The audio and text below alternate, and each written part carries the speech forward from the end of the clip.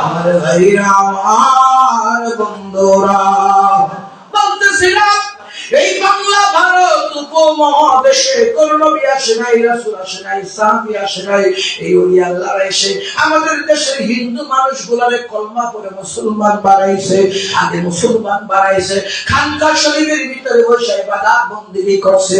যখন খানকা শরীফে লোক আর ধরে না, এইবার মসজিদ বানাইছে, মক্তব বানায়া, মাদ্রাসা বানায়া আল্লাহ নবীরে পাওয়ার তালিম শিখাইছে। জোরে কোন ঠিক কিনা?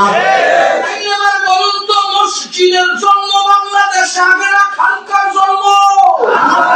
মাদ্রাসার জন্ম আগে না খানকার জন্ম? কি কোন? আগে মা না আগে শাশুড়ি?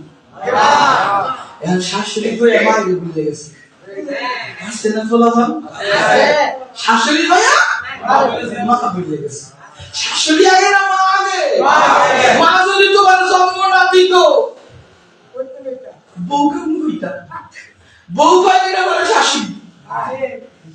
কথা কোন ঠিক কিনা? বউর মার নাম কি? শাশুড়ি। তাহলে তোমার মা আগে না শাশুড়ি আগে?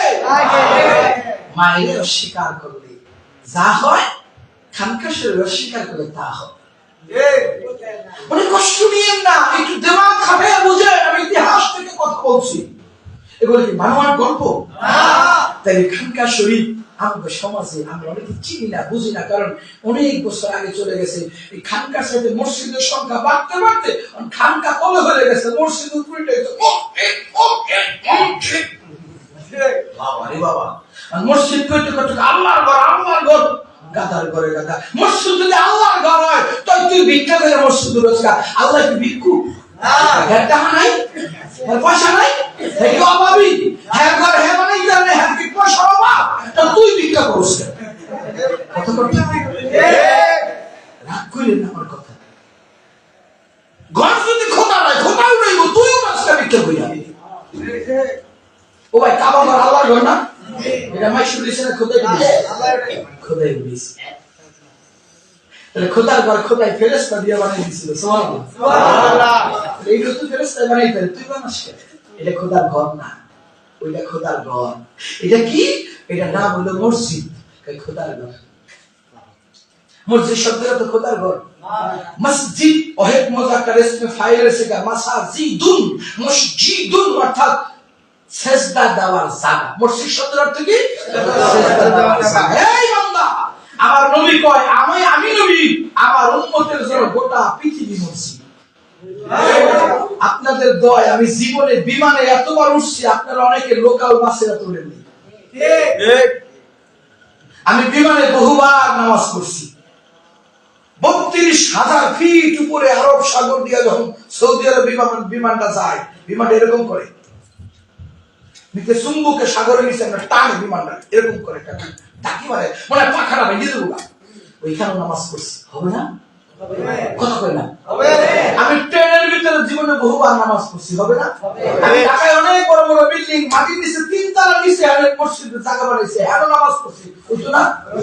বাংলা বলইব না, লঞ্চ পড়ছি হইব না, ফেরিতে পড়ছি হইব না, স্টিমারে পড়ছি হইব না, ট্রলারে পড়ছি হইব না, নৌকায় পড়ছি হইব না, বাসে বললে হইব না, প্রাইভেট কারে হইব না, কলা গাছের বেলা দিয়া ওইখানে নামাজ পড়ার বসেন।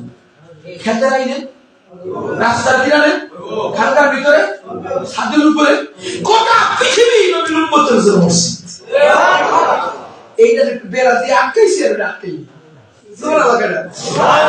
কথা কোন না কে? এইটা ধরেন মসজিদ, যুবকরা এলাকায় বিয়ের অনুষ্ঠানে 500 বছর হয়েছে, হঠাৎ করে সব জুমার নামাজ আছে, গরম হইরা সাপ কইরা ওই মাঠ বসে লাস্টে রাস্তার মধ্যে চট মিশে গেছে, নামাজ পড়ে ওই খেতের কিনারে গেছে 500 মানুষ বরজাত খাইছিল, নামাজে ঢুকছে একবারে। ওই জন্য কি না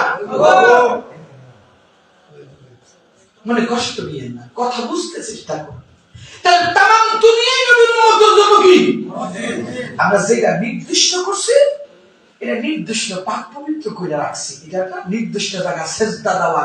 মসজিদ শব্দের অর্থ সেজদা দেওয়ার জায়গা, আল্লাহর ঘর নয়।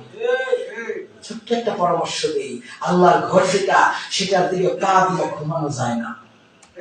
কথা কয় আল্লাহর ঘর যেটা কোরআনে বিবাক্কাতিন মুবারাকাতিন উদিয়ালিন নাস, আমি প্রথম ঘর মানুষের জন্য ইবাদতের জন্য বানাইছি বাইতুল্লাহ, আমি আল্লাহর ঘর। নাম কি? বাইতুল্লাহ, আল্লাহর ঘর।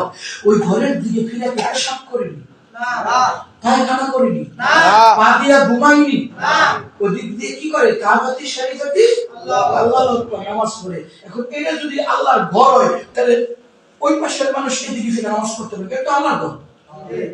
উত্তর দিলে ওই জায়গা ওরকম করে উত্তর দক্ষিণ পূর্ব পশ্চিম যেদিকে নামাজ পড়তে হবে হবে কি? কোন দিকে ফেরা লাগবো? খেয়াল করে। এখন এটা যদি মসজিদ হয়, এটা যদি মসজিদ হয় তাহলে এটার মধ্যে তাবলীগ করতে 40 জন ঘুমাইছে পাও দিয়ে, তাহলে হ্যাঁ পাও দিয়ে উপর দিকে কাটা লাগবে না, খাইতে হবে কোন দিকে পাও দিতে হবে মসজিদ তো।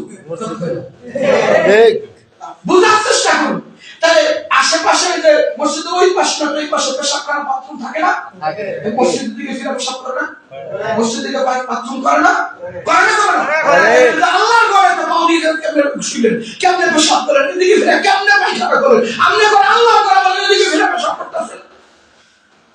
আসলে এটা ডুপ্লিকেট আল্লাহর ঘর, অরিজিনাল না, এটা ভুয়া।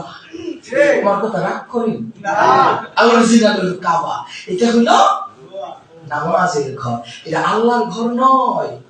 এবার আসে আল মসজিদু বাইতি ওয়াল মাদ্রাসাতু বাইতুন নবী, এটা হাদিস আরবি বানায় করে নবীর হাদিস। রাসূল কইছে মসজিদ আল্লাহর ঘর, মাদ্রাসা নবীর ঘর। আসলে কোন তো নবীর যুগে মাদ্রাসা ছিল না, আমি নবীর যুগে ইতিহাস হইছে মাদ্রাসার জন্ম কেমন হইছে?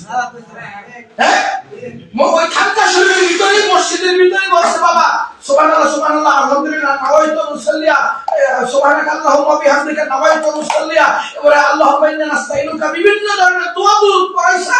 মক্তবে আস্তে আস্তে মাদ্রাসায় রূপান্তরিত হয়েছে। এটা কি নবীর যুগের অনেক পরে? নবী মাদ্রাসার কথা তো কইই যায়, নবী তো মাদ্রাসা চোখেই যায় না। কথা ঠিক কিনা? এই যে মাদ্রাসা ওলির পক্ষ থেকে জন্ম নিয়েছে, মসজিদ খানকার পরে আমাদের দেশে জন্ম নিয়েছে। অনেকে কয় পীরের দরবার ভাঙ্গা দাও, পীরের মাজার ভাঙ্গা দাও, খানকা শরীফ ভাঙ্গা দাও। যারা মানতেছে সে আগে গোটা রেখে দিচ্ছে।